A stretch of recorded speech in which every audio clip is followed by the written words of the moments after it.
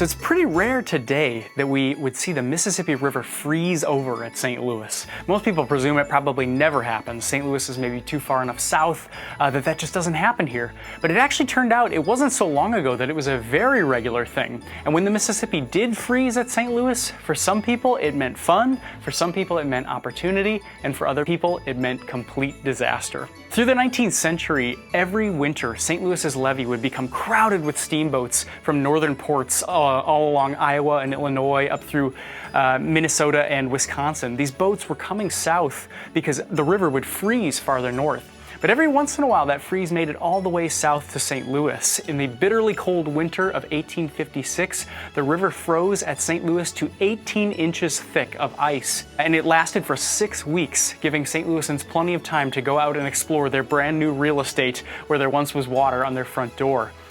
For most St. Louisans, the frozen river meant fun. People took to the river in droves, having the chance of a lifetime to get to step out on the river itself, even though city politicians warned them every single year that it happened not to do that.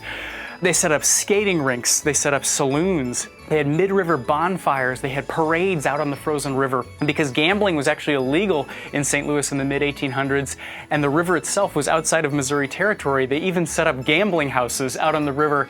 So people took to the river in huge numbers to have fun.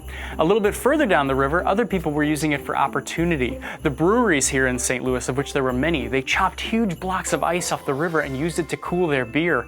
Other entrepreneurs chopped up blocks of ice to sell it to downtown's hotels and restaurants. Even Bellefontaine Cemetery, in a little bit more morbid use, used frozen river ice to keep its receiving crypt cool all through the 19th century.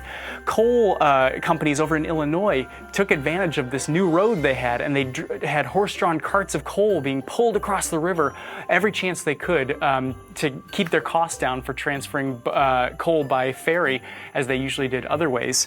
So for lots of St. Louisans, the frozen river meant opportunity and fun. But then, of course, for others, the frozen river became a disaster. On the morning of February 7th, 1856, St. Louisans walked down to the levee and noticed that some of the levee's dozens and dozens of steamboats had actually been nudged up onto the dry cobblestones. It was a little bit of a foreshadowing of the disaster that was about to come for the steamboat owners along the St. Louis levee.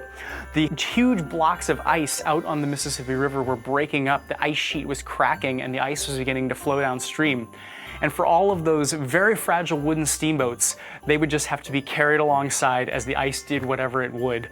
The newspaper reports for that day mentioned that thousands of St. Louisans went down to the river's edge to watch as all of these steamboats were crushed and mangled as these giant mountains of ice piled up. When the all the ice finally melted later that spring, St. Louisans found debris scattered everywhere. Brass chandeliers, boilers, pieces of chimneys, all the delicate spindle work from the steamboats was littering the levee as all of these boats simply had to let the ice do what it would. The Mississippi River doesn't freeze as often as it used to anymore for man-made reasons. Now that it's been caged up in miles and miles of flood walls and levees, the Mississippi is deeper and its channel is faster, which makes it much harder for it to freeze. Also, the locks and dams just north of St. Louis act as a sort of strainer. They catch all that river ice that's coming down from the north, and they don't let it get through to St. Louis. It's only on the most bitterly cold of years that we might see a frozen river at St. Louis again. To learn more about the Missouri Historical Society, visit mohistory.org.